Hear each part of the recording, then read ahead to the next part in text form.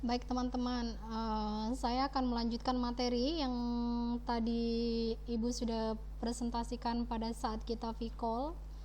Nah, ini adalah tampilan yang sudah saya buka di Linux Debian dengan menggunakan software bantu VirtualBox. Yang pertama saya sudah masuk, lalu setelah itu saya langsung login ke root. Ya teman-teman, boleh kalian ketik root atau kalian masuk ke user dulu baru ke root juga bebas. Tapi di sini saya langsung masuk ke root saja. Setelah itu saya masukkan password.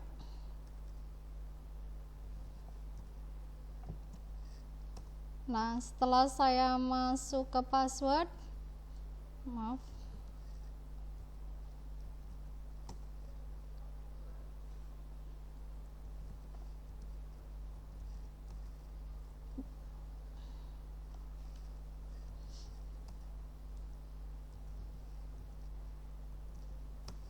Baik teman-teman, saya sudah masuk di root di sini dengan tandanya adalah tanda hashtag. Kalau tadi saya masih di user, tandanya adalah $. Lalu saya ketikkan su, habis itu enter, masukin password, setelah itu masuk ke root yaitu tandanya adalah hashtag. Nah, sebelum kita melangkah selanjutnya untuk konfigurasi IP address, kita cek dulu ya teman-teman. Kita cek berapakah IP address yang sudah terpasang di komputer saya dengan saya ketikkan ifconfig.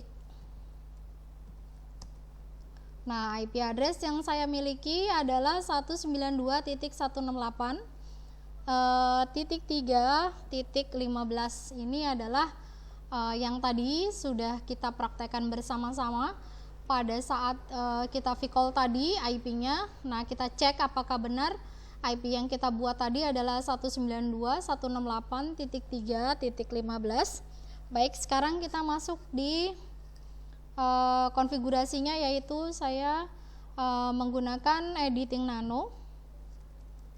Sebentar teman-teman, saya ketikkan nano spasi slash etc karena saya ada di directory etc. Untuk konfigurasi IP itu teman-teman kita harus ada di directory etc. etc network slash interface.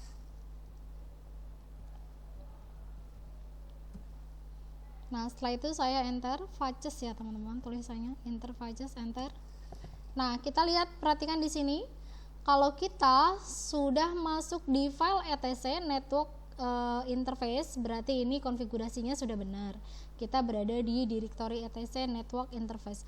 Setelah itu kita eksekusi di sini yang tadi sudah kita praktekkan bersama-sama tadi pada saat Ibu presentasikan di vCall, yaitu kita memulai kita memulainya setelah auto ETH0. Di situ ada loopback network interface. Auto ETH 0 ya teman-teman, itu bukan auto eto, bukan O tapi 0. Auto ETH 0 ifas ETH init static. Nah, addressnya kita masukkan tadi sudah saya ketik. Bu, ini untuk mengetiknya di mana, Bu? Nah, ini kita gerakan kursor teman-teman, kita tidak bisa menggunakan mouse. Nah, ini kalau kalian mau mengubah IP address di sini juga bisa caranya. Ini dibuang semuanya. Misalnya, Bu, saya ganti IP address-nya menjadi 3. Ini teman-teman, kita ganti di sini, tinggal ketik saja. Misalnya saya mau mengganti IP-nya, tapi kalau mengganti tidak boleh satu-satu begini ya teman-teman. Kita hapus dari bawah, dari DNS search Red Hat, DNS search redhat.net sampai ke atas.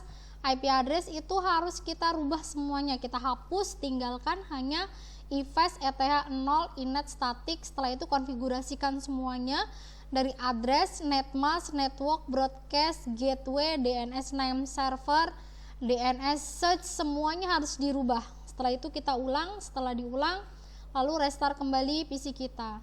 Nah, kita coba 168 ini tadi yang sudah kita buat. .3.15. Bu, dari mana kita mendapatkan IP-nya 192.168?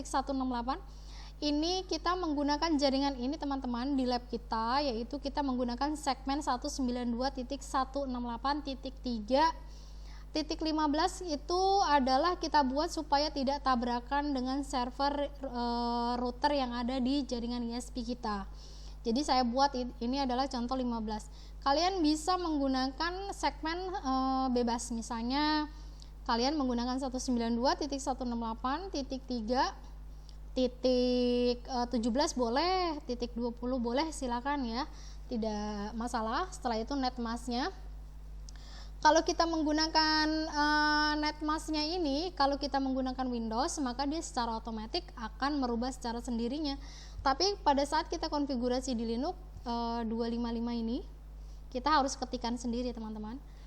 Ini adalah kelas C adalah net masknya 255.255.255.0. Terus networknya 192.168.3.0, broadcastnya 192.168.3.255. Bu, broadcast ini kita kenapa mesti harus 255? Ini kita harus belajar mengenai tentang perhitungan IP address teman-teman yang menggunakan CIDR. Nah, CIDR itu dia nanti akan menjelaskan kelas C, CIDR-nya ini, kelas B ini, kelas A ini ya, itu kita dapatkan adalah 255. Nah, gateway-nya itu 192.168.3.1. Ini juga kita dapat dari provider internet, jadi harus kita samakan. DNS name servernya nanti kita gunakan untuk membuat DNS server, kita buat contohnya hanya 3.15. DNS search-nya nanti saya akan mengarahkan ke redhat.net. Nah, kalian tidak harus mengikuti saya ke redhat.net, tidak. Kalian bisa melakukan konfigurasinya dengan menggunakan, misalnya kalian akan ngelink ke google.com boleh, google.co.id boleh, silakan, bebas ya teman-teman. Nah, setelah kita sudah konfigurasi semua, address sudah, network sudah, netmask sudah, gateway sudah, DNS server sudah, DNS search juga sudah. Setelah itu kita simpan ya. Kita simpan dengan menekan tombol Ctrl O untuk menyimpan, Ctrl X untuk keluar. Nah, yes. Nah, setelah itu enter. Nah, setelah enter kita sudah kembali ke menu terminal lagi seperti ini teman-teman.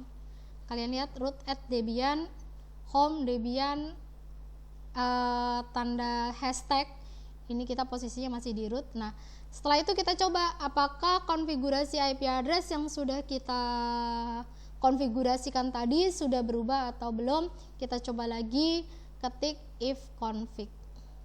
Kalau di dalam Linux perintahnya adalah ifconfig, config. Tapi kalau di dalam Windows kita perintahnya adalah pakai ifconfig ya teman-teman. Bedanya pakai F dan pakai P. Seperti ini kalau di Windows. Tapi kalau di Linux kita gunakan perintahnya adalah ifconfig. Nah, seperti ini. Setelah itu kita enter. Kita lihat di sini apakah IP yang sudah konfigurasi kita yang sudah kita konfigurasikan tadi kita sudah berubah ataukah belum. Kita lihat di atas teman-teman. Init address di situ sudah berubah. Tadi kan yang pertama waktu kita video call tadi yang Ibu presentasikan langsung melalui video call, itu kan linknya init addressnya kan 192.10.2.4 kalau tidak salah tadi. Nah, setelah kita konfigurasikan, init addressnya itu sudah berubah dan sudah menyesuaikan dengan IP yang sudah kita konfigurasikan, yaitu 192.168.3.15. Nah, broadcastnya juga sudah berubah menjadi 3.255. Netmasknya juga sudah berubah ya teman-teman. Oke, demikian tadi adalah video tutorial yang Ibu berikan untuk kalian hari ini. Karena tadi kita sudah mempresentasikan dengan melalui Zoom meeting kita. Karena berhubung tadi Zoom meetingnya presentasinya kecil dan kalian tidak bisa melihatnya, akhirnya Ibu membuatkan sendiri video tutorialnya seperti ini. Baik teman-teman, semoga dengan adanya video tutorial ini bisa dipahami dan bisa dipraktekkan ya teman-teman. Semoga bisa bermanfaat untuk kalian dan juga bisa dipahami.